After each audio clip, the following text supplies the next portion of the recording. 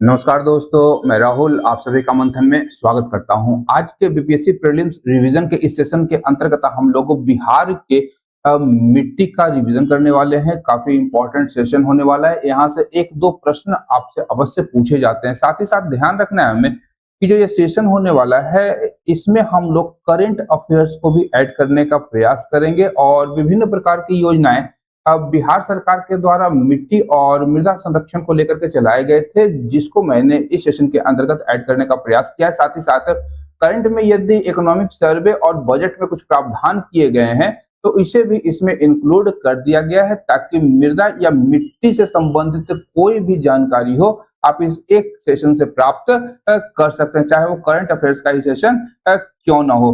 तो यहाँ अगर हम लोग सबसे पहले बात करेंगे बिहार की मिट्टियों की, तो यहाँ पे ये ओवरऑल मैप आपको ध्यान में रखने की आवश्यकता होगी कि किस प्रकार की मिट्टियां यहाँ पे पाई जाती है। सबसे बड़ी बात यहाँ ध्यान रखिएगा, 90% भूभाग पर जलोढ़ मृदा पाई जाती है। इसके अतिरिक्त बिहार में पर्वत पदीय मिट्टी हो जो कि पश्चिमी चंपारण में पाई जाती है, तराई मृदा नेपाल के सीमावर्ती जिलों के उत्तरी भागों में एक संकीर्ण पट्टी के रूप में पाई जाती है। लाल बलुई मिट्टी की बात करेंगे तो ये आपका रोहतास और कैमूर के क्षेत्र में पाई जाती है। करेल और केवाल मृदा जो है ये आपका ये पूरे भूभाग पे करेल और केवाल मृदा पाई जाती है। और दक्षिण में एक संकीर्ण पट्टी की जब बात करते हैं तो यहाँ पर बलथर मिट्टी पाई जाती है, ये ध्यान रखिएगा। दक्षिण भारत सॉरी हमारा दक्षिण में जो झारखंड है उसका जो छोटा नागपुर का पठारी भूभाग है उसके समान यहाँ पे कुछ मृदा पाई जाती है। लाल पीली मिट्टी या इसे हम लोग बलथर मिट्टी के नाम से भी जानते हैं। और गंगा के दक्षिण में ये वाले पोर्शन में हमारा ताल मिट्टी प्राप्त होता है। तो ये पूरे के पूरे मैप को आप लोग को ध्यान में रखने की आवश्यकता होगी। इस पूरे कंटेंट का यदि आप लोग पीडीएफ चाहते हैं तो डिस्क्रिप्शन में मैंने अपने टेलीग्राम चैनल का लिंक दिया हुआ है, वहां से जाकर के आप इसे प्राप्त कर सकते हैं। आगे बढ़ने पर ध्यान रखिएगा कि महत्व की बात करेंगे मिट्टी की, तो यहाँ पर लगभग 76% जो आबादी है वो प्रत्यक्ष रूप से मिट्टी के ऊपर ही निर्भर है। यानी वो लोग मूल रूप से अगर हम लोग देखें तो कृषि कार्य करते हैं और कृषि के लिए मृदा की आवश्यकता अत्यंत महत्वपूर्ण हो जाती है। राज्य के 90% से अधिक भूभाग पर जलोढ़ मिट्टी पाई जाती है जो कृषि कार्यों के लिए अत्यंत महत्वपूर्ण है और विश्व के सर्वाधिक प्रमुख उपजाऊ मैदानों में से इसे एक बनाती है। वहीं दक्षिण बिहार की जब हम लोग बात करते हैं तो दक्षिण बिहार में धारवाड़ और विंध्यन क्रम की चट्टानें पाई जाती है। यहाँ आप लोग ध्यान रखिएगा, सोन नदी का एरिया ये याद रखिएगा, सोन नदी का जो एरिया है ये मूलतः हमारा विभाजित कर देता है किसे, तो विंध्यन क्रम के चट्टान और धारवाड़ क्रम के चट्टानों को। तो ये बड़ा इंपॉर्टेंट है, इसे भी ध्यान रखिएगा। तो यहाँ पर हम लोग देखते हैं दक्षिण बिहार में मृदा तो पाई जाती है, जलोढ़ मृदा भी पाई जाती है, लेकिन साथ ही साथ यहाँ पर हम लोग देखते हैं कि कुछ खनिज संसाधनों की भी प्राप्ति हो जाती है। लेकिन बिहार की अर्थव्यवस्था का जो मूलाधार है वो कृषि है जो कि मृदा से संबंधित है, ये ध्यान रखिएगा। इसके अतिरिक्त मृदा से संबंधित अगर कुछ फैक्ट्स को हम लोग देखें तो यहाँ पे ध्यान रखिएगा, दो तीन चीजें आप लोगों को याद में रखने की आवश्यकता होगी। ज्यादा डिटेल में यहाँ हम लोग नहीं जाएंगे। तो यहाँ ध्यान रखना है हमें कि मृदा जो है आपका पृथ्वी की सबसे ऊपरी परत है और ये पूर्व में पीवाईक्यू के रूप में पूछा जा चुका है 64th बीपीएससी प्रीलिम्स में कि पृथ्वी की सबसे ऊपरी परत जो जीवन को सहारा देती है वो आपका मृदा है, ये ध्यान रखिएगा। इसके अतिरिक्त मृदा के अध्ययन को हम लोग क्या कहते हैं तो पेडोलॉजी कहते हैं। वहीं इडेफोलॉजी की बात करेंगे तो पौधों की वृद्धि और उपज पर मिट्टी के प्रभाव का अध्ययन है। मिट्टी के प्रभाव का अध्ययन को हम लोग क्या कहेंगे, इडेफोलॉजी कहेंगे। यहाँ पर एक अन्य तथ्य है अपक्षय या वीदरिंग। तो ध्यान रखिएगा कि चट्टानों का निर्माण जो होता मृदा का जो निर्माण होता है मूलभूत चट्टानों के अपक्षयन या टूटने फूटने की प्रक्रिया से मिट्टी के बदलने की भौतिक, रासायनिक और जैविक प्रक्रिया को हम लोग वीदरिंग के अंतर्गत रखते हैं। तो इन तीनों चीजों को आप लोग को ध्यान में रखने की आवश्यकता होगी। जब हम लोग सॉइल पढ़ते हैं तो ये तीन टर्म अवश्य हम लोगों के पास में आते हैं, ये हमें ध्यान रखना होगा। अब सॉइल फॉर्मेशन की बात करेंगे तो यहाँ ध्यान रखिएगा कि इसमें मूल रूप से मूल चट्टानों के जो रासायनिक गुण होते हैं, रंग होते हैं, वो मृदा के रंग को डिफाइन करती है। क्लाइमेट की बात करेंगे तो तापमान और वर्षा अपक्षय या विदरिंग के दर को निर्धारित करती है। रिलीफ की बात करेंगे तो ढलान यह तय करेगा कि मिट्टी रुकेगी या बह करके बाहर निकल जाएगी। वहीं ऑर्गेनिज्म की बात करेंगे, जीव जंतु की, तो ये ह्यूमस और कार्बनिक पदार्थों को मृदा में जोड़ते हैं। और समय की बात करेंगे तो मिट्टी की परत की मोटाई को तय करता है। ये ध्यान रखें, ये 4-5 चीजों को मृदा निर्माण के कारक के रूप में जाना जाता है। यहाँ पर ध्यान रखिएगा कि मृदा निर्माण में जब हम लोग देखते हैं तो समय के साथ मृदा मैच्योर होती रहती है, लेकिन उत्तरी बिहार की जब बात करेंगे तो लगातार बाढ़ के कारण वहां पर मृदा एक लगातार एक ऊपर में परत बनती जा रही है, जिसके कारण उसे मैच्योर होने का भी समय नहीं मिल पा रहा है। इसलिए उत्तरी बिहार की जो मृदा होगी वह युवा मृदा का उदाहरण है। ये ध्यान रखिएगा, उत्तरी बिहार की जो मृदा है वह युवा है, अभी भी उसमें निर्माण प्रक्रिया अभी उसकी चल रही है। अब सॉइल फॉर्मेशन की जब हम लोग बात करेंगे तो उत्तरी बिहार की जब हम लोग चर्चा करते हैं तो हिमालय से निकलने वाली जो नदियां हैं अपने साथ अत्यधिक मात्रा में गाद लाती हैं और उसी के द्वारा इस का निर्माण हुआ है। या फिर हम लोग दक्षिण बिहार की बात करेंगे तो छोटानागपुर के पठार से निकलने वाली नदियों के द्वारा लाए गए प्राचीन काल में गाद से इसका निर्माण हुआ है। तो ये ध्यान रखिएगा कि प्राचीन काल में जब हिमालय पर्वत की उत्पत्ति हुई थी तो दक्षिण का जो इलाका बिहार था वह एक गर्त के समान था। उसी गर्त में इस अवसादों के जब जमा हुआ तो इस मैदान का निर्माण हुआ है। एक तथ्य और यहाँ ध्यान रखिएगा कि जो मिट्टी के घटक होते हैं उसमें 45% खनिज होते हैं। ये ध्यान रखिएगा, 45% खनिज होते हैं। जल की मात्रा 25%, वायु की मात्रा 25% और रेस्ट हमारा 5% कार्बनिक पदार्थ होता है। ये ध्यान रखिएगा, बड़ा इंपॉर्टेंट है।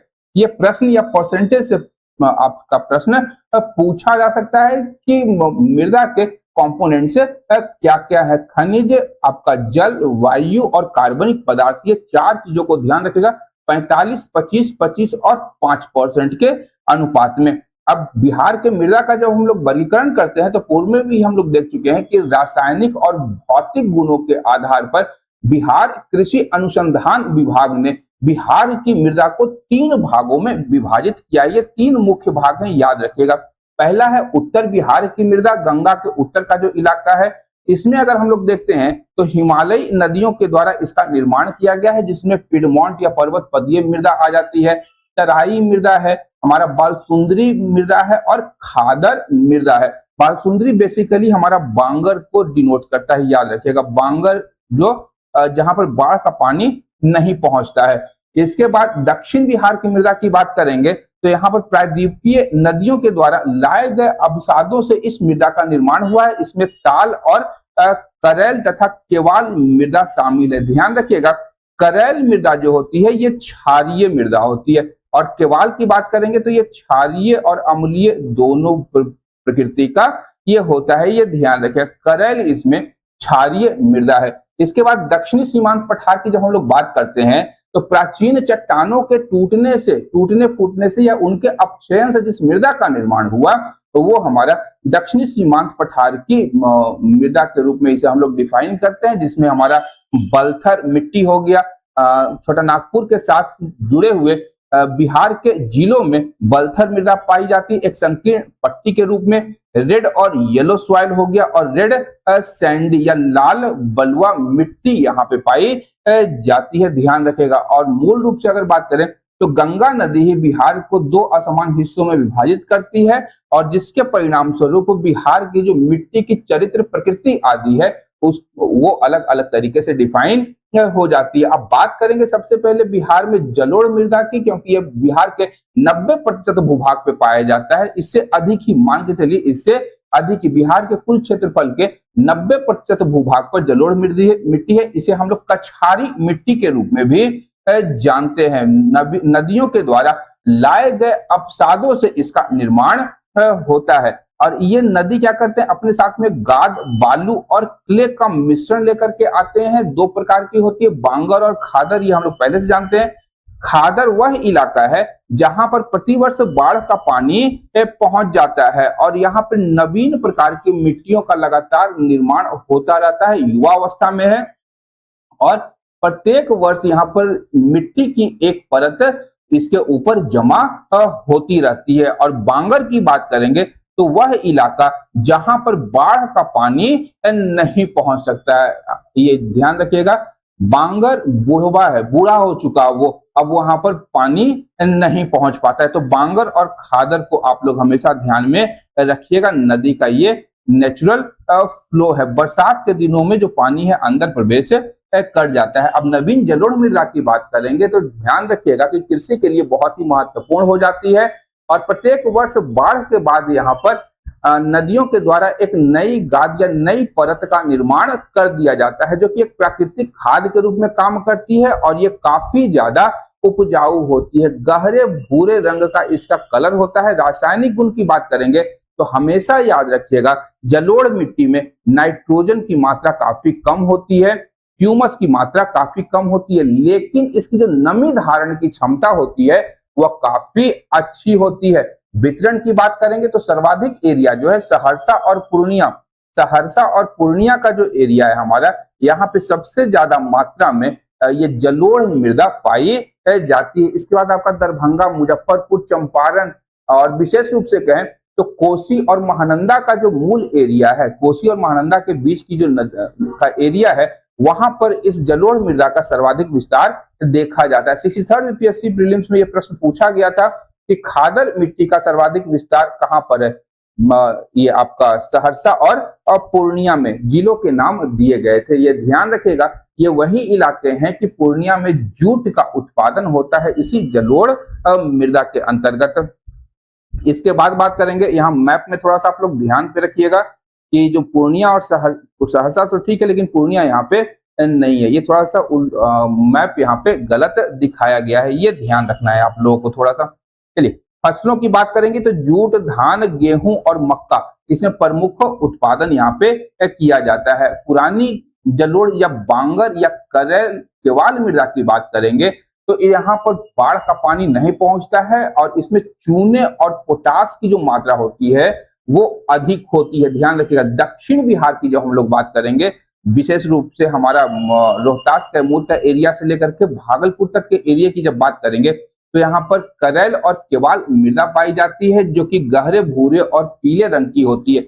जल धारण क्षमता जो होती है अत्यधिक है इसकी और रबी फसलों के लिए बहुत महत्वपूर्ण है। अब ध्यान रखिएगा कि जब आप लोग मृदा पढ़ रहे होंगे तो मृदा के साथ साथ बिहार के किस क्षेत्र में किस फसल का उत्पादन हो रहा है उसे भी आप लोग इससे समझ सकते हैं। तो रबी फसलों गेहूं और चना के लिए इसे सर्वोत्तम माना जाता है। उत्तरी बिहार में इसे सारण वाला जो बेल्ट है हमारा पश्चिमी चंपारण के नीचे का एरिया, और ये जो सारण वाला जो एरिया है ये सब, यहाँ पर हम लोग का बलसुंदरी मिट्टी पाया जाता है। सारण हो गया, सिवान हो गया, मुजफ्फरपुर, दरभंगा, और इसमें जो चूना की मात्रा होती है वो 30% होती है, जिसके परिणाम स्वरूप इसमें आम, लीची और गन्ने का उत्पादन होता है। इसीलिए हम लोग गोपालगंज, सिवान, मोतिहारी ये सब एरिया में जब जाते हैं तो यहाँ पे गन्ना का उत्पादन अत्यधिक मात्रा में देखते हैं, और जब मुजफ्फरपुर आते हैं तो मुजफ्फरपुर वगैरह में हम लोग देखते हैं लीची का उत्पादन होता है। दरभंगा, मधुबनी और हमारा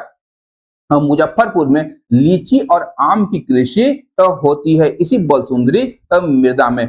अब यहाँ पे ध्यान रखिएगा कि बलसुंदरी मिट्टी की प्रकृति जो होती है वो क्षारीय होती है। बड़ा इंपॉर्टेंट है, ये आपसे पूछ सकता है प्रश्न उल्टा करके कि निम्नलिखित में से किस मृदा की जो प्रकृति है वह क्षारीय है। बलसुंदरी मिट्टी दे सकता है, इसके अतिरिक्त बिहार की अन्य मिट्टियों का यहाँ पे नाम दे सकता है। जबकि करेल केवाल की यहाँ प्रकृति देखेंगे तो करेल को छोड़ दीजिए, केवाल जनरली अम्लीय और क्षारीय दोनों प्रकार की होती है, और करेल जो है इसमें क्षारीयता का गुण ज्यादा पाया जाता है। इसके बाद बात करेंगे पिडमोंट स्वैम्प और तराई सॉइल की, तो पर्वत पदीय मृदा और तराई मिट्टी। यहाँ पे ध्यान रखिएगा कि पर्वत पदीय मृदा जो है, जहाँ हम लोग फिजियोग्राफी देख रहे थे तो बिहार में पश्चिम चंपारण में सोमेश्वर श्रेणी है, तो सोमेश्वर श्रेणी या पश्चिमी चंपारण में केवल ये पाया जाता है पर्वत पदीय मृदा। और कैसी है तो कंकड़ और चट्टान युक्त है, ये भुरभुरी होती है, कम उपजाऊ होती है। कि तराई शब्द को देखते ही सीधे आप लोग कहाँ चले जाइएगा, नेपाल के बॉर्डर पर चंपारण से लेकर के किशनगंज की एक संकरी पट्टी पर यहाँ पे टिक करना, ये ध्यान रखिएगा। अगर इस मैप को आप लोग ध्यान से देखिए तो पश्चिम चंपारण से लेकर के किशनगंज तक का जो एरिया है यहाँ पे ये तराई मिट्टी पाई जाती है, ये ध्यान रखिएगा, बड़ा इंपॉर्टेंट है ये वाला पोर्शन। तो इसे आप लोग को ध्यान में रखना है। इसकी बात करेंगे तो 5 से 7 किलोमीटर चौड़ी पट्टी है। गुण क्या है? दलदली है, स्वैम्पी है, और इसका रंग कैसा होता है? हल्का पीला भूरा रंग। नमी अत्यधिक होती है इसमें। धान, जूट और गन्ना का इसमें उत्पादन किया जाता है। इसके बाद दक्षिण बिहार की मिट्टियों की बात करेंगे तो इसमें बलथर मिट्टी और लाल और पीली मिट्टी अत्यंत महत्वपूर्ण हो जाती है। बलथर मिट्टी की बात करेंगे तो जो छोटा नागपुर का पठार है, नीचे में जो छोटा नागपुर का पठार है, उससे जो लगता हुआ क्षेत्र है बिहार का, लगता हुआ जो क्षेत्र है बिहार का, वहां पर एक संकीर्ण पट्टी के रूप में पाई जाती है। कैमूर से लेकर के मुंगेर तक इसका विस्तार देखा जाता है। गुण क्या है? तो रेत और कंकड़ युक्त होता है। अम्लीय प्रकार की है, याद रखिएगा, बड़ा इंपॉर्टेंट है। बलथर मिट्टी का जो प्रकार है ये अम्लीय प्रकार का है। रंग लाल पीला होता है। जल धारण क्षमता बहुत कम होती है और जनरली इसमें मोटे अनाजों का उत्पादन किया जाता है। तो ध्यान रखिएगा, अगर प्रश्न पूछे कि बिहार में मोटे अनाज का उत्पादन कहाँ होता है, तो हम लोग अगर बलथर मिट्टी को जान रहे हैं तो ये अनुमान लगा सकते हैं कि ज्वार, बाजरा, कुर्थी आदि का जो खेती होगा, मोटे अनाज की जो खेती होगी, इसी संक्रमणकालीन बिहार और छोटा नागपुर पठार के संक्रमणकालीन पट्टी में इसका उत्पादन होता है, ये ध्यान रखना है। इसके बाद लाल और पीली मिट्टी की बात करेंगे तो बांका, नवादा, गया, औरंगाबाद, जमुई और खड़गपुर के पहाड़ी क्षेत्रों में लाल और पीली मिट्टी का विकास देखा जाता है। और इसे मूल रूप से अगर देखें तो लौह तत्व या आयरन ऑक्साइड की अधिकता के कारण इसका रंग लाल दिखाई देता है, लेकिन जैसे इसमें पानी पड़ जाता है तो उसका रंग पीला हो जाता है। ये काफी कम उपजाऊ होती है और जनरली मोटे अनाजों का इसमें उत्पादन किया जाता है। इसके पश्चात हम लोग सॉइल प्रोफाइल या मृदा परिच्छेदिका का वर्णन करेंगे। तो यहाँ पे ध्यान रखिएगा, इससे तो प्रश्न काफी कम पूछा जाएगा, तो ये ध्यान रखिएगा, इतना ज्यादा इंपॉर्टेंट नहीं है। लेकिन एक चीज ध्यान रखिएगा कि जो ओ होराइजन है, ओ होराइजन है, अलग अलग संस्तर पाए जाते हैं मृदा में। ऊपर से नीचे देखेंगे तो जी मेरा ओ होराइजन ऊपर वाला है, ये सबसे ऊपरी परत है, ये याद रखिएगा। आपसे यह भी प्रश्न पूछ सकता है कौन सा सबसे ऊपर है, कौन सा सबसे नीचे है। तो ओ के बाद ए, बी और सी जो आधारभूत चट्टानों का निर्माण हो रहा है, यहाँ पर ये आपका अपक्षयित हो रहा है। पेरेंट रॉक है, आधारभूत चट्टान है, यहाँ पर जीवाश्म की कमी होती है। लेकिन ओ में सर्वाधिक मात्रा में जीवांश पाया जाता है। सड़े गले पत्ते, ह्यूमस, जीव जंतु आदि सब ऊपरी परत में ही हम लोग को प्राप्त हो जाता है। और जो पौधे के जड़ होते हैं वो हमेशा ए संस्तर में पाए जाते हैं। इसको आप लोग ध्यान में रखिएगा। ओ, ए और सी ये तीनों बड़ा इंपॉर्टेंट हो सकता है। इसके बाद टाल क्षेत्र की मिट्टी की जब बात करेंगे तो ये एक विशिष्ट वितरण है बिहार में, टाल क्षेत्र की मिट्टी। और ये ध्यान रखिएगा कि बक्सर से लेकर के भागलपुर तक गंगा के दक्षिण में 8 से 10 किलोमीटर की चौड़ी जलमग्न पट्टी है। इस टाल क्षेत्र का निर्माण दक्षिण के छोटा नागपुर पठार से निकलने वाली नदियों से होता है, ये ध्यान रखिएगा। इन नदियों से इस टाल क्षेत्र का निर्माण हुआ है और ये जलमग्न रहता है लगभग 8 से 10 महीने तक। और विशेष रूप से शीतकाल में रबी की फसल के लिए महत्वपूर्ण है। यहाँ ध्यान रखिएगा कि यहाँ पे दलहन का उत्पादन होता है। तो टाल को आप लोग सीधा दाल से कंपेयर कर लीजिएगा, जहां टाल है वहीं दाल है। तो दाल का उत्पादन इस टाल क्षेत्र में होता है। लाल बलुई मिट्टी की जब बात करेंगे तो बेसिकली ये हमारा रोहतास और कैमूर के पठारी भूभाग में ये पाया जाता है। अब यहाँ पर मैंने एक शॉर्ट में टेबल में मिट्टी के प्रकार, प्रमुख जिले कहाँ पाए जाते हैं और उसमें किस प्रकार के फसल का उत्पादन होता है वो मैंने दे दिया है। ये ध्यान रखिएगा कि 66वीं बीपीएससी में प्रश्न पूछा गया था कि टाल मिट्टी की मुख्य फसल क्या है, तो आपका दलहन है। टाल में दाल अवश्य ऐड कर दीजिएगा। अब ये जो मैप है, इस मैप को विजुअली आप मेमोराइज करने के लिए कौन सी मिट्टी कहाँ पे पाई जाती है इसी से आप कर सकते हैं, अनुमान लगा सकते हैं कि बलसुंदरी कहाँ है, टाल कहाँ है। टाल हमेशा याद रखिएगा कि गंगा के दक्षिणी भाग में पाई जाती है, ये ध्यान रखिएगा। इसके बाद अगर हम लोग आगे बढ़े कि भौतिक और रासायनिक गुण अगर हम लोग देखें तो पीएच वैल्यू के आधार पर विभिन्न मिट्टियों की जो प्रकृति होती है अलग अलग होती है। अगर 7 की बात करेंगे तो 7 से कम है अगर पीएच वैल्यू, तो मृदा जो है हमारा अम्लीय है। कौन कौन सा है, तो तराई, बलथर और लाल पीली मिट्टी ये आपका अम्लीय है। और ये ऑब्जेक्टिव में पूछ सकता है कि कौन सा अम्लीय मिट्टी है, कौन सा क्षारीय मिट्टी है, कौन सा उदासीन मिट्टी है। यहाँ पर क्षारीय की बात करेंगे तो बलसुंदरी मिट्टी आपका क्षारीय है, चूने की अधिकता इसमें 30% है, ये ध्यान रखिएगा। और उदासीन प्रकार की बात करेंगे, जब पीएच मेरा 7 के बराबर हो जाएगा तो वो कैसा मिट्टी हो जाएगा, तो उदासीन मिट्टी हो जाएगा। और करेल और केवाल मृदा जो है ये आपका अम्लीय और क्षारीय का संतुलित मिश्रण इसमें दिखाई देता है। यहाँ पर ध्यान रखिएगा। बलुई दोमट की जब बात करेंगे गठन के आधार पर, तो बलुई दोमट बलसुंदरी मिट्टी जो है वो बलुई दोमट है। और चिकनी मिट्टी की बात करेंगे तो इसमें क्ले पाया जाता है। तो करल और केवाल जो है चिकनी मिट्टी के अंतर्गत है। और वाटर रिटेंशन कैपेसिटी जो है करल केवाल की, यानी नमी को धारण करने की जो क्षमता है करल केवाल में, वो सर्वाधिक मात्रा में पाई जाती है, ये ध्यान रखिएगा। इसके बाद सॉइल फर्टिलिटी की बात करेंगे या मृदा स्वास्थ्य की, तो पोषक तत्वों की स्थिति की बात करेंगे तो यहाँ पर यहाँ की जो मिट्टी है वो प्राकृतिक रूप से काफी उपजाऊ है, लेकिन बहुत ही ज्यादा सघन कृषि करने के कारण यहाँ की मिट्टी या मृदा अनुपजाऊ धीरे धीरे होती जा रही है। उर्वरता क्षमता जो है मृदा की वो लगातार घटती जा रही है। अब बात करेंगे कौन कौन से तत्व हैं, तो नाइट्रोजन, फास्फोरस और पोटास, ये 3 चीजें याद रखिएगा। एनपीके, इसीलिए हम लोग उर्वरकों में भी एनपीके का उपयोग करते हैं। और आदर्श याद रखिएगा 4:2:1 का आदर्श अनुपात माना जाता है। बिहार की अधिकांश मिट्टी की बात करेंगे तो उसमें आपका नाइट्रोजन और ह्यूमस की तो भारी कमी है। पोटास और फास्फोरस यहाँ पे मध्यम से प्रचुर मात्रा में पाए जाते हैं, ध्यान रखिएगा।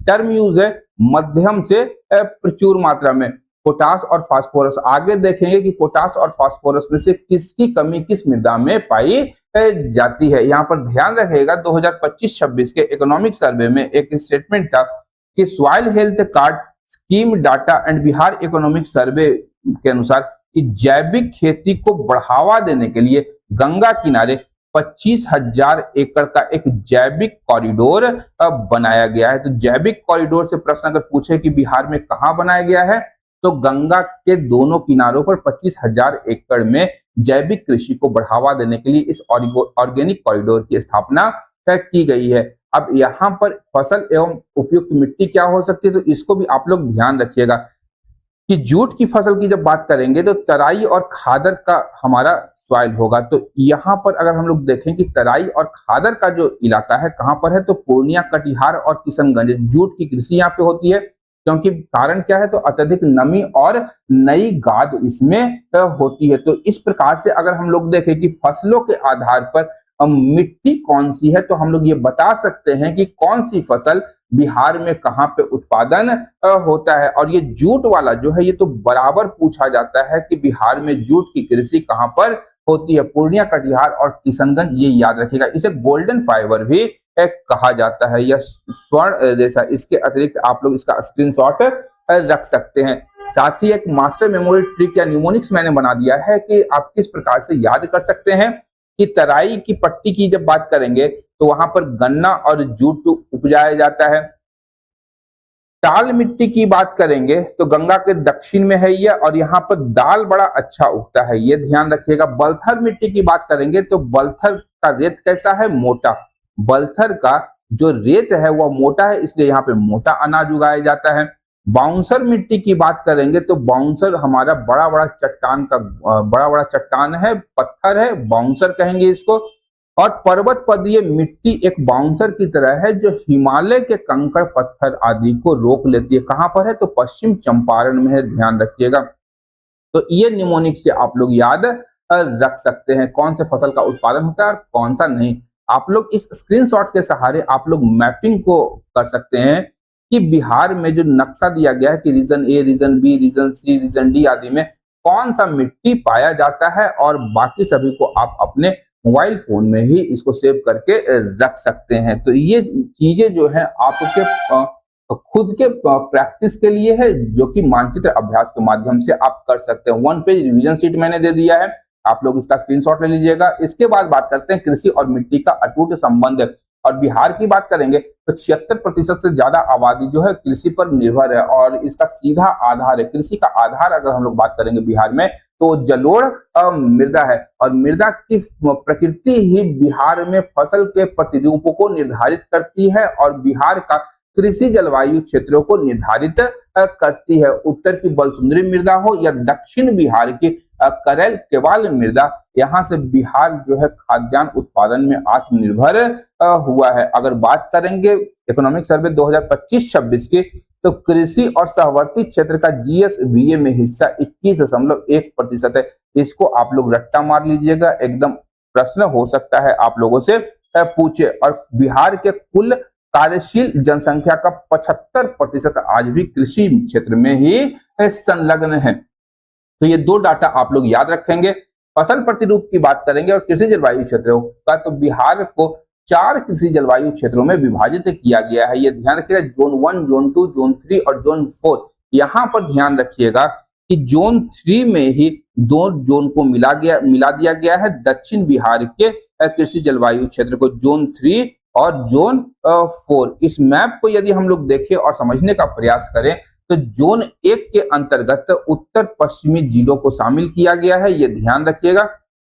सुपौल, मधेपुरा, सहरसा और खगड़िया को आप लोग बांट दीजिएगा। इसके पूरब में सुपौल, मधेपुरा, सहरसा और खगड़िया जोन 2 में आते हैं, और गंगा नदी जो विभाजित करती है इस एरिया को, तो इसके दक्षिण में हमारा इसे वहां पर जोन 3 लिखा गया, जबकि यह जोन 3 पूर्वी भाग और पश्चिमी भाग जोन 4 में आता है। जोन 4 की बात कीजिएगा तो ये आपका सूखा प्रभावित एरिया है, ये ध्यान रखिएगा, प्रभावित क्षेत्र है। और सबसे बड़ा जोन हमारा उत्तर पश्चिमी जोन है, जिसमें बिहार के कुल 13 जिले आते हैं। 13 जिले आते हैं, ये ध्यान रखिएगा, बड़ा इंपॉर्टेंट है। ये प्रश्न पूछ सकता है कि बिहार का सबसे बड़ा कृषि जलवायु क्षेत्र कौन सा है, तो उत्तर पश्चिमी जोन है, कुल 13 जिले इसमें आते हैं। और सर्वाधिक वर्षा जो है जोन 2 के किशनगंज में होती है। और सर्वाधिक वर्षा वाला कृषि जोन, सर्वाधिक वर्षा वाला कृषि जोन कौन सा है, तो हमारा ये एरिया है जोन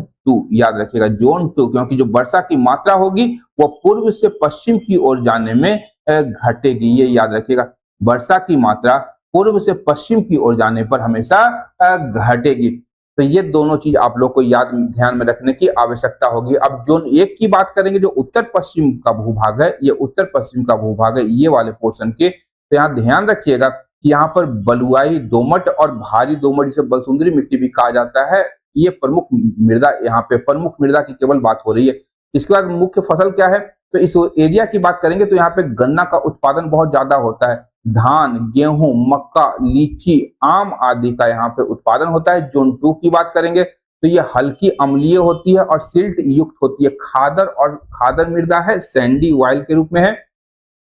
मूल रूप से जूट, चाय, मक्का और धान की खेती होती है। ध्यान रखिएगा कि इसी जोन में जो किशनगंज का इलाका है, किशनगंज में चाय की कृषि की जाती है, ये ध्यान रखिएगा, किशनगंज में चाय की कृषि की जाती है। इसके बाद अगर हम लोग बात करेंगे जोन 3 की, जिसमें दक्षिण बिहार के दोनों जोनों, जोन 3 और जोन 4 को मिला दिया गया है, जो दक्षिण बिहार का है, इसमें जलोढ़ मृदा पाई जाती है, करेल, केवाल, बलुई दोमट मिट्टी पाई जाती है, और टाल क्षेत्र की मृदा पाई जाती है। साथ ही लाल पीली मिट्टी और लाल मिट्टी भी यहाँ पे पाई जाती है। इसमें मूल रूप से अगर बात करेंगे तो रोहतास वाले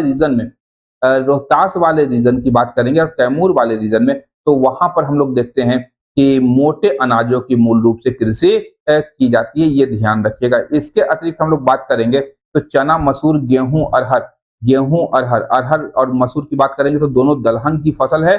ये टाल क्षेत्र में उपजाई जाती है, ध्यान रखिएगा। और अगर आपसे प्रश्न पूछे गन्ना उत्पादन का सर्वश्रेष्ठ क्षेत्र कौन सा है, तो हमारा जोन 1 है। जोन 1 गन्ना उत्पादन का सबसे प्रसिद्ध क्षेत्र है। ये गन्ना के लिए हो गया, ये आपका हो गया विभिन्न फसल जैसे आम और लीची के लिए। इसके अतिरिक्त जूट और चाय की कृषि के लिए ये क्षेत्र प्रसिद्ध है, ये ध्यान रखिएगा। चलिए अगला बात करेंगे हम लोग कि मृदा उर्वरता की चुनौतियां और कमियां। बिहार की मृदा में कई प्रकार की कमी आ रही है धीरे धीरे। कुछ चुनौतियां भी है, तो क्या है, तो नाइट्रोजन और अगर बात करेंगे ह्यूमस तो बहुत कम मात्रा में है, लेकिन हम लोगों ने देखा था कि फास्फोरस और पोटास मध्यम से काफी उच्च मात्रा में पाए जाते हैं। तो फास्फोरस यहाँ पे कहीं कहीं किसी मृदा में काफी कम मात्रा में पाया जाता है, मध्यम से कम हो जाता है वो, इसीलिए यहाँ पे दिया गया है कि नाइट्रोजन, फास्फोरस और ह्यूमस की भारी कमी रहती है। अगर प्रश्न पूछे तो सीधा याद रखेगा नाइट्रोजन और ह्यूमस की भारी कमी, फास्फोरस और पोटास मध्यम मात्रा में रहता है। और इसके अतिरिक्त बात करेंगे तो अत्यधिक रासायनिक खादों के प्रयोग से पोटास का जो संतुलन है वो बिगड़ गया है। यहाँ पे ध्यान रखिएगा कि खादर मृदा में, बिहार में जो खादर मृदा पाई जाती है उसमें जिंक की कमी रहती है, और इसी जिंक की कमी के कारण बिहार की फसल में, विशेष रूप से धान में खैरा रोग होता है। खैरा रोग होता है, इसे आप लोग ध्यान में रखिए। खैरा रोग क्यों होगा? तो खैरा रोग धान में जिंक की कमी के कारण होती है। इसे क्या कहा जाता है? सूक्ष्म पोषक तत्व कहा जाता है। अब मृदा अपरदन का जो संकट है, यहाँ पे ध्यान रखिएगा कि जो मृदा का ऊपरी लेयर है वो जब किसी कारण से नष्ट होती है, चाहे वो प्राकृतिक कारण हो चाहे मानवीय कारण, जब वो नष्ट होती है, ऊपरी परत निकल जाती है, तो उसे मृदा अपरदन कहा जाता है। और बिहार में यह समस्या भौगोलिक स्थिति के अनुसार दो भागों में बांटा जाता है, प्राकृतिक कारण और दूसरा मानवीय कारण। ये ध्यान रखिएगा। तो प्राकृतिक और मानवीय कारणों की जब हम लोग चर्चा करेंगे तो ध्यान रखिए, इसमें हमारा डिफॉरेस्टेशन, ओवर ग्रेजिंग और फ्लड्स आदि। फ्लड्स प्राकृतिक कारण है, तो दोनों कारणों के सम्मिलित प्रभाव से ये समस्या उत्पन्न हो गई है। उत्तर बिहार की बात करेंगे तो बाढ़ और नदियों के मार्ग में परिवर्तन के कारण प्रतिवर्ष ऊपरी परत, जो मृदा की ऊपरी परत है वो समाप्त हो जाती है, ऊपरी लेयर निकल जाती है, जिसे हम लोग परत अपरदन कहते हैं, सीट इरोजन। अब प्रश्न पूछ सकता है आपसे कि बिहार के किस नदी क्षेत्र में सर्वाधिक मात्रा में सीट इरोजन होता है, घुमा करके पूछेगा। तो कोसी नदी के बेल्ट की जब बात करेंगे हम लोग, तो कोसी नदी, ये ध्यान रखिएगा, ये अपरदन को करती है। कोसी नदी को हमेशा याद रखिएगा, सीट अपरदन करती है। वहीं दक्षिण बिहार की बात करेंगे तो पहाड़ी ढलानों और भारी वर्षा के कारण यहाँ पे अवनलिका या गली इरोजन होता है, विशेष रूप से कैमूर, रोहतास और नवादा जिलों के क्षेत्र में। ये ध्यान रखिएगा, नली अपरदन आपका या अवनलिका अपरदन जो है कैमूर, रोहतास और नवादा के क्षेत्र में, और परत अपरदन की बात करेंगे, सीट इरोजन की बात करेंगे तो कोसी के क्षेत्र में सीट इरोजन देखा जाता है। ये दोनों इंपॉर्टेंट प्रश्न बन सकते हैं, ये ध्यान रखिएगा। इसके बाद क्या रणनीतियां अपनाई गई है मृदा संरक्षण या मृदा को बचाने के लिए? तो सबसे पहले अगर हम लोग बात करेंगे तो पहाड़ी ढलानों पर समुच्च कृषि या कॉन्टूर फार्मिंग की जा सकती है। कॉन्टूर फार्मिंग आपका घेर करके इस प्रकार से कॉन्टूर फार्मिंग करेंगे। पहाड़ी ढलानों पर वृक्षारोपण करेंगे, फॉरेस्टेशन करेंगे। मेड़ों पर हम लोग पेड़ लगाएंगे। इससे जुड़ा हुआ कौन है? जल जीवन हरियाली मिशन। ध्यान रखिएगा, खेतों के मेड़ पर पेड़ लगाने का जो मिशन था वो जल जीवन हरियाली मिशन था। फसल चक्र को हम लोग अपनाएंगे, दलहनी फसलों का प्रयोग करेंगे, जिससे मृदा में जो नाइट्रोजन है उसका स्थिरीकरण हो सकता है। और छोटी छोटी नदियों के तेज बहाव को रोकने के लिए चेक डैम्स का निर्माण करेंगे, ये ध्यान रखिएगा। और इसके अतिरिक्त ढैंचा की खेती हम लोग करेंगे ताकि खेती हरी खाद के लिए सर्वोत्तम हो जाती है। तो ये सब चीजों को हम लोग करेंगे। मृदा संरक्षण की रणनीतियों में कॉन्सेप्चुअल प्रश्न में ये पूछा जा सकता है। इसके अतिरिक्त भूमि क्षरण और लवणता तथा जल जमाव की बात करेंगे तो अपरदन के अतिरिक्त बिहार की मृदा की जो सबसे बड़ी समस्या है वह है एक लवणता और दूसरा है जल जमाव, ये ध्यान रखिएगा। अगर टाल क्षेत्र की ही बात कर लेंगे तो 8 से 10 किलोमीटर का रेंज जो है बक्सर से लेकर के भागलपुर तक का, वो वर्षा जल और दक्षिण नदियों के जल जमाव से वो प्रभावित रहता है, ये ध्यान रखिएगा। अगर ये दलहन की कृषि के लिए ये मृदा काफी उपयुक्त है, उपयोगी है, तो ये काफी समय तक यानी 8 से 10 महीनों तक यहाँ पे जल जमाव रहता है और यहाँ पे कृषि वगैरह कार्य नहीं हो पाती है। तो ये सब चीजों को आप लोग ध्यान में रखेंगे। इसके लिए मृदा स्वास्थ्य कार्ड योजना चलाई गई थी। उद्देश्य क्या था? तो किसानों को उनके खेत की मिट्टी की पोषक स्थिति बताना और सही उर्वरकों का सही संयोजन के रूप में इस्तेमाल करना, इसका मूल उद्देश्य था। नारा क्या दिया गया था? स्वस्थ धरा खेत हरा। ये याद रखिएगा, बड़ा इंपॉर्टेंट है। स्वस्थ धरा खेत हरा, ये प्रश्न पूछा जा सकता है कि मृदा स्वास्थ्य कार्ड योजना का मूल नारा क्या था। योजना की बात करेंगे तो 2015 में सूरतगढ़ राजस्थान से इसे प्रारंभ किया गया था और इसके कुल 12 पैरामीटर्स हैं, याद रखिएगा 12 पैरामीटर्स को याद रखिएगा। टेस्टेड जो पैरामीटर्स हैं इसमें मृदा स्वास्थ्य कार्ड योजना में 12 पैरामीटर्स हैं। नाइट्रोजन है, फास्फोरस है, पोटेशियम है, सल्फर है, जिंक, फेरस, लोहा हो गया, कॉपर हो गया, मैग्नीज हो गया, बोरन हो गया, पीएच है उसका, पीएच याद रखिएगा कि मृदा की अम्लीयता है या क्षारीयता है किस प्रकार की वो बताएगा। तो ये 12 पैरामीटर्स यहाँ पे शामिल किए गए हैं और प्रत्येक 2 साल पर इसका रिन्यूअल होता है। प्रत्येक 2 साल में जांच की जाती है मृदा की। बेनिफिट क्या है? तो उर्वरकों के उपयोग में 8 से 10% की कमी आई है, जिसका जिस उर्वरक की या जिस पोषक तत्व की कमी मृदा में है हम लोग उसी का उपयोग करेंगे ना। बाकी हम बात की जब बात करेंगे तो बात का तो हम लोग अगर नाइट्रोजन की मात्रा सर्टेन परसेंटेज में कम है तो उसी परसेंट के आधार पर नाइट्रोजन युक्त उर्वरकों का उपयोग करेंगे और फिर रेस्ट हम लोग बाकी छोड़ देंगे। तो 8 से 10% की कमी आई उर्वरक के उपयोग में और उपज में 5 से 6% की वृद्धि दर्ज की गई है, ये ध्यान रखिएगा। इसके अतिरिक्त राज्य के प्रत्येक जिले में मृदा और बीज की जांच के लिए विभिन्न प्रकार के लैब्स की स्थापना की गई है।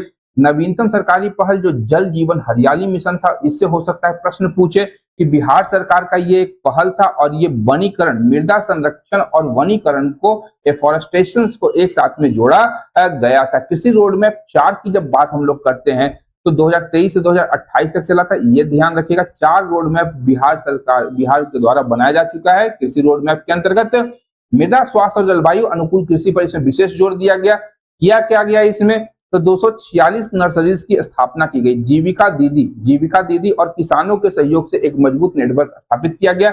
10 करोड़ प्लांट्स प्रतिवर्ष तैयार करने की क्षमता इस नर्सरियों में डाली गई। VDF की बात करेंगे, वेरी डेंस फॉरेस्ट की बात करेंगे, तो उसमें ग्रोथ हुआ इस अभियान के बाद कि 231 स्क्वायर किलोमीटर से 387 स्क्वायर किलोमीटर में VDF की वृद्धि हुई है। वहीं ग्रीन कवर की बात करेंगे तो वन और वृक्षावरण भी बढ़कर के 9,903 स्क्वायर किलोमीटर 2023 ये आपका डेटा है, ये हो गया। नेट गेन किया गया है 689 स्क्वायर किलोमीटर। ये आपका इकोनॉमिक सर्वे 25-26 का है, ये ध्यान रखिएगा। तो ये कुछ data VDF growth, green cover में कितना ग्रोथ हुआ है, कितनी नर्सरियों की स्थापना की गई और कितने प्लांट्स एक साल में पौधे तैयार करने हैं, वो आपको बता दिया गया है। तो हो सकता है यहां से कुछ प्रश्न अगर पूछे तो आप उसका जवाब दे पाएंगे। इसके अतिरिक्त 2025-26 के करंट अफेयर्स की बात करेंगे तो कृषि और मृदा के क्षेत्र में, तो मृदा प्रबंधन और कृषि क्षेत्र में कुछ नवाचार हुए हैं, जैसे बिहान ऐप, याद रखिएगा बिहान सुबह या भोर, बिहान सुबह या भोर को कहा जाता है, तो कृषि विभाग ने इसे प्रारंभ किया है। ध्यान रखिएगा, सीधा प्रश्न पूछेगा बिहान ऐप किस विभाग के द्वारा जारी किया गया है, तो कृषि विभाग के द्वारा। डिजिटल प्लेटफॉर्म है और इसमें मौसम, मिट्टी की नमी, फसल संबंधी सभी डिजिटल उपयोगों को एक जगह कोलैबोरेट किया गया है, समेकित करने का प्रयास किया गया है। वहीं क्लाइमेट रेजिलिएंट एग्रीकल्चर की बात करेंगे तो कुल जलवायु अनुकूल कृषि कार्यक्रम है, ये क्लाइमेट रेजिलिएंट एग्रीकल्चर जलवायु अनुकूल कृषि कार्यक्रम है। 8 जिलों से इसे प्रारंभ किया गया था और सभी 38 जिलों में अब इसका विस्तार कर दिया गया है। एयर एंड सॉइल मॉनिटरिंग की बात करेंगे तो बिहार राज्य प्रदूषण नियंत्रण बोर्ड के द्वारा 23 जिलों में 35 continuous ambient air quality monitoring station या CAAQMS की स्थापना की गई है, जिसमें 2,937 जल और अपशिष्ट नमूने जांचे गए हैं। तो इस प्रकार से आप लोगों को ये करंट अफेयर्स भी ध्यान में रखना होगा। साथ ही साथ एक एक्सपोर्ट माइलस्टोन है कि कॉम्फेड ने लोकल टू ग्लोबल पहल के तहत USA और कनाडा को गाय का घी और मखाना निर्यात किया है। तो ये आपसे पूछ सकता है कि USA और कनाडा में किसका, कॉम्फेड ने किसका निर्यात किया है, तो गाय के घी और मखाना। या प्रश्न पूछ सकता है कि लोकल टू ग्लोबल पहल के तहत कॉम्फेड ने गाय के घी और मखाना को किन देशों को निर्यात किया है, या उल्टा पुल्टा करके प्रश्न पूछ सकता है। US कनाडा, गाय का घी और मखाना, याद रखिएगा कॉम्फेड लोकल टू ग्लोबल। अब बात करेंगे आर्थिक सर्वेक्षण के कुछ महत्वपूर्ण आंकड़ों की 25-26 के, तो यहाँ पे फॉरेस्ट्री की बात करेंगे और लॉगिंग CAGR की बात करेंगे तो ध्यान रखिएगा 10.6% CAGR का एनुअल ग्रोथ देखा गया 2011-12 से लेकर के 24-25 के मध्य, ये ध्यान रखिएगा। और एग्रीकल्चर का जो हिस्सा है 7% के आसपास है एग्रीकल्चरल जीएसवीए में, ये ध्यान रखिएगा। और total value rose to 15,139 crore, accounts for approx 7% of agricultural GSVA. Forestry का जो योगदान है कृषि क्षेत्र के जीएसवीए में वो लगभग 60% का है, ये ध्यान रखिएगा, ये बड़ा इंपॉर्टेंट है। इसके बाद बिहार सरकार ने ग्रीन बजटिंग लाया है, तो क्लाइमेट एडेप्टेशन और मिटिगेशन एक्सपेंडिचर जो था बिहार सरकार का अनुकूलन जो बजट था हमारा क्लाइमेट के प्रति, वो 4 गुना बढ़ा है। इसको याद रखिएगा, 4 गुना बढ़ गया है। 2020-21 की बात करेंगे तो 2021 से 2023-24 में ये 4 गुना बढ़ा है। इरिगेशन इंफ्रास्ट्रक्चर की बात करेंगे तो कैनाल्स का निर्माण हुआ, ट्यूबवेल्स लगाए गए, आहर और पैन, ध्यान रखिएगा दक्षिण बिहार में आहर और पैन के माध्यम से सिंचाई कार्य किए जाते हैं। ये सब चीजें हैं, आपको ध्यान में रखनी होगी। अब बात करेंगे केस स्टडी उत्तर बनाम दक्षिण बिहार की मृदा गतिकी का, तो भौगोलिक विषमता की बात करेंगे तो उत्तर और दक्षिण बिहार की मिट्टी की चुनौतियां अलग अलग है, इसलिए उनका प्रबंधन भी अलग अलग किया जाता है। मेंस के लिए भी ये बहुत महत्वपूर्ण हो जाएगा। उत्तर बिहार की मूल समस्या है बाढ़, याद रखिएगा बाढ़। तो बाढ़ के कारण भारी सिल्टेशन हुआ है, परत अपरदन होता है और यहाँ पे जल जमाव की समस्या बनी रहती है। मृदा की प्रकृति खादर है, हर साल नवीनीकृत होता है और बाढ़ का खतरा लगातार बना रहता है। प्रबंधन कैसे करेंगे तो तटबंध बना करके फसल चक्र, मक्का और जूट, साथ ही साथ जल निकासी का प्रबंधन उपाय हम लोग अपनाएंगे मृदा प्रबंधन के लिए। वहीं दक्षिण बिहार की बात करेंगे तो यहाँ पर सूखे की समस्या है, पुरानी जलोढ़ में नमी की कमी है, पहाड़ी किनारों पर अब नलिका अपरदन या गली इरोजन होता है और ताल क्षेत्र में जल जमाव बना हुआ रहता है। यहाँ की मृदा की प्रकृति कैसी है तो अम्लीय और कंकड़ युक्त होती है और कहीं कहीं क्षारीय और उदासीन मृदा भी पाई जाती है। प्रबंधन कैसे करेंगे तो दक्षिण बिहार में आहर और पाइन के माध्यम से हम लोग सिंचाई कार्य करते हैं, समोच्च जुताई करेंगे और जीरो टीलेज कृषि यहाँ पे हम लोग करेंगे, तो माइक्रो लेवल हम लोग प्लान कर सकते हैं। इसके अतिरिक्त जैविक कृषि और सतत मृदा प्रबंधन की बात करेंगे तो रासायनिक खादों के प्रयोग को कम करने के लिए और सरकार जैविक कृषि को बढ़ावा देने के लिए जैविक कॉरिडोर योजना लेकर के आई थी। 2017 से 22 के मध्य की अवधि में लगभग 25,000 एकड़ जमीन चिन्हित किया गया गंगा के किनारे 13 जिलों में। ध्यान रखिए, ये प्रश्न पहले पूछा भी गया है, ये इंपॉर्टेंट है कि जैविक कॉरिडोर योजना बिहार के कितने जिलों में प्रारंभ की गई तो 13 जिलों में प्रारंभ की गई है, गंगा के किनारे के जिलों में। और जैविक ग्राम की स्थापना की गई कि प्रत्येक जिले के 2 गांवों को जैविक ग्राम घोषित किया गया और किसान पाठशालाओं का आयोजन किया गया। यहाँ पर ढैंचा की कृषि का बढ़ावा दिया गया जो प्राकृतिक हरी खाद के रूप में जाना गया और इसके बीजों का मुफ्त वितरण इन जिलों के गांव में किया गया है। ध्यान रखिएगा, ढैंचा की बात करेंगे तो ये वायुमंडलीय नाइट्रोजन को मिट्टी में स्थिर करता है और क्षारीय भूमि को उपजाऊ बना देता है। तो ये सब चीजें आपको ध्यान में रखने की आवश्यकता होगी। भविष्य की चुनौती की बात करेंगे तो जलवायु परिवर्तन काफी बड़ा एक चुनौती है बिहार के लिए भी। तो बिहार की कृषि और मृदा स्वास्थ्य के लिए सबसे बड़ा खतरा है और यहाँ पर अनियमित मानसून जो है वो मिट्टी की नमी को नष्ट कर रहा है। अगर मीन एनुअल रेनफॉल की बात करेंगे 2011 से 2025 के मध्य जो औसत वार्षिक वर्षा है वो 992.4 मिलीमीटर की है और एनुअल एवरेज टेम्परेचर की बात करेंगे तो 23.6 डिग्री सेल्सियस है। ये ध्यान रखिए, ये दोनों डेटा बड़ा इंपॉर्टेंट है। और यहीं पे अगर हम लोग देखते हैं कि state action plan on climate change, यानी क्लाइमेट चेंज से निपटने के लिए सरकार ने state action plan on climate change लाया और इसको लागू किया और इसी को हम लोग ग्रीन बजटिंग जो है इसी का परिणाम माना जाता है जो कि 4 गुना बढ़ा है। इसके बाद आप इस मैप का स्क्रीनशॉट ले सकते हैं और विभिन्न मृदाओं का कहां पे कौन कौन सी मृदा पाई जाती है उसको आप लोग भर सके 1 मिनट के अंदर में। ये पूरे जो बिहार की मिट्टियां हैं उसका बना दिया गया माइंड मैप, आप इसको याद रख सकते हैं। कुछ प्रश्न हैं पिछले वर्षों में पूछे गए हैं कि बिहार में निम्न जिलों में से किस जिले में ही पिडमॉन्ट स्वैम्प या पिडमॉन्ट स्वैम्प पाया जाता है तो आपका पश्चिमी चंपारण, मुजफ्फरपुर, दरभंगा और चंपारण जिलों में कौन सी मिट्टी अधिकांशतः पाई जाती है? तो नवीन जलोढ़ मृदा। तो ये सब चीजें आप याद रखिएगा। ये महत्वपूर्ण रैपिड फायर कुछ वन लाइनर है, इसे आप लोग ध्यान में रखिएगा। इसके अतिरिक्त इसका स्क्रीनशॉट तो आप लोग अवश्य लेकर के रखिएगा, ये बड़ा इंपॉर्टेंट है। कौन सा सॉइल है, क्षेत्र कौन सा है, प्रमुख फसल क्या है, विशेषता या कमी क्या है, और ये अंतिम तैयारी का मूल्यांकन आप लोग कर सकते हैं। प्रारंभिक, मुख्य और साक्षात्कार के लिए तीनों मैंने बना करके दे दिया था। तो आज के इस सेशन के लिए इतना ही, मिलते हैं हम लोग अगले सेशन में। तब तक के लिए धन्यवाद। देखते रहिए मंथन, क्योंकि मैं इस प्रकार के वीडियोस लाता रहता हूँ। Thank you.